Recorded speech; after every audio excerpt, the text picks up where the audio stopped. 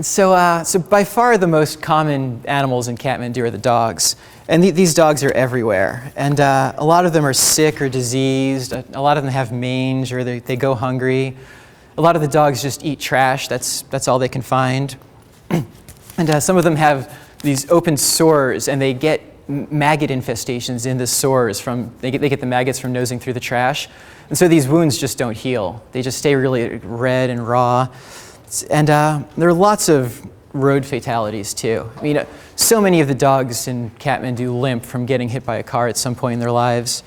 So it's pretty sad situation. Would you say that these are more roaming packs of semi-feral dogs, or do they have any human, what I'll call guardianship, or how does that work? Oh, that's an excellent question. And the dogs actually, they don't form packs. I never figured out exactly why, but they have their own territories. Like a certain block or a certain stretch of the road will be the territory for 1 or 2 or 3 dogs, and any scraps that fall on the floor there belong to those dogs. And people have a range of attitudes towards them. Some people do, it's like, you'll see some neighborhoods where the kids are playing with the dogs and the local butcher shop throws out scraps for them. And then a couple blocks away there might be a dog that people just kick or they throw boiling water at it. So there's a real range from dogs that are almost somebody's pet but they live outside to dogs that are just wandering around and no one treats them well. And and also rabies is a problem in Kathmandu. Hundreds of people die of rabies every year and it's mostly little kids who are out playing in the streets and are bitten by a dog. And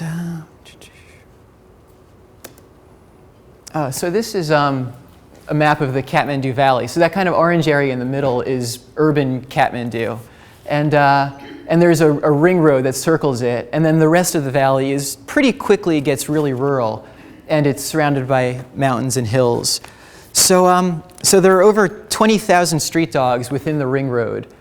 And more than 35,000 in the whole Kathmandu Valley. So most of the street dogs live in the very urban part of the city. And just for comparison, there's about 1 million people that live within the ring road.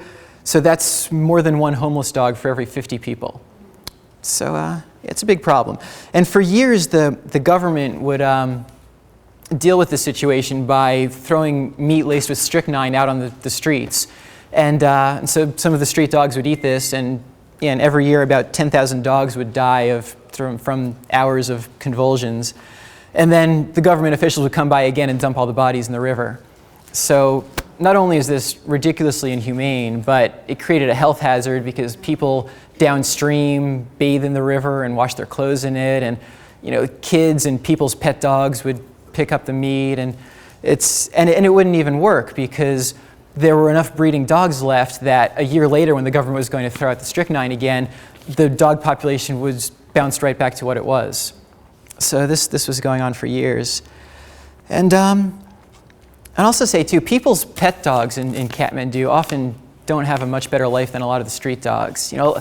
People just don't feel the same sense of compassion towards animals that we do here. And I'm generalizing. There are some Nepalis who are amazingly compassionate, but a lot of them just don't think about animals the way we do. And so you see a lot of the pet dogs are kept on short chains all day, out in the sun and with no food or water, and people just don't get any companionship. So, all right, so now I'll talk about the cat center. And so CAT was started by an English woman named Jan Salter, and she's an amazing person.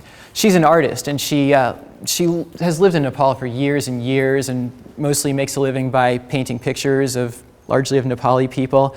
And she's a dedicated dog lover, and she was always bothered by the dog situation. So eventually she decided to just put all of her savings into this. And she had some money saved away and she doesn't have health insurance, so the money was saved in case she had a health problem. But she decided instead just to go ahead and start the cat center. And so the cat center it's the only organization in Nepal that's working to humanely lower the street dog population. And they were formed in 2004, so they're still pretty new. And and their goal is to try to create a healthy, stable population of dogs.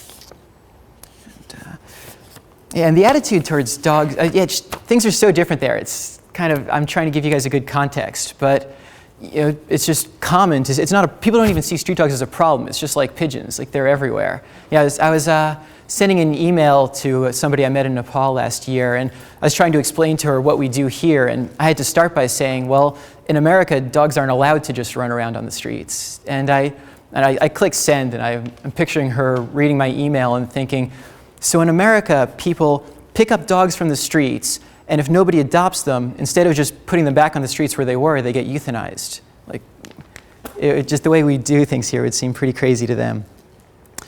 So, yeah, so the cat center, they're trying to spay every female dog in the Kathmandu Valley, so that eventually the dog population will be kept in check by the small number of breeding females they haven't been able to spay and the few dogs that come in from outside. But as it is now, the dog population is controlled basically by the food availability. The dogs keep breeding until they just can't find enough trash to find food in, and then some of the dogs starve. So they're trying to create a healthy, happy dog population. And so over on the left is Kageshwar Sharma, and he's the director of the cat center. And yeah, he's just has a heart of gold. He's so dedicated to this organization, and all of the staff. He's a great staff too, and they all work long hours. They don't get many days off, and it's a small organization. They have a couple vets, a really small administrative staff, a few dog handlers and dog catchers, and they also have a bunch of resident dogs who I'll talk a little more about later. And some of the dogs are in this picture here, and here's another shot with some volunteers and more of their resident dogs. And they also had a resident cat, and I love this cat. She totally thought she was a dog. She would play with the other dogs, roughhouse with them and push them around, and yet she didn't get that she was a cat. She's huge. Yeah, yeah, she was tough. So I'll tell you about their facilities. This is sort of about half of the property they have. And over on the left, there's their operating room and a prep room. And on the right, they have kennels for the dogs that are about to be spayed or that are recovering from the surgery.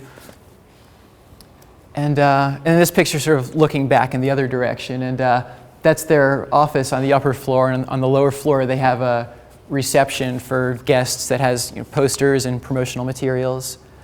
Approximately how many dogs go through there? Oh, that's another great question. I'll talk about that too. I'll work it in. No, that's good. I'll break it. No, I'll break it down program by program. So they have the only animal ambulances in Nepal, and one of them is pretty rickety and it's always in the shop, and the other one's built a little sturdier, so it's more made for the bumpy roads on the outskirts of Kathmandu. So, oh yeah, and they rely a lot on donations, and they get food for the dogs donated from a pretty good Italian restaurant in the tourist neighborhood. So these dogs actually eat better than most Nepali people do, and they depend on a lot of donations of medical equipment from local stores and from a lot when vets from the West visit a lot to volunteer there or to check things out. They'll bring drugs and medical supplies. They use a lot of expired drugs, like expired but not too expired, because that's they can get those a lot cheaper. But yeah, you can see like that on the bushes in the back, that's the laundry from the operating room. That they don't really have any place to dry laundry, so they just leave it out on the bushes.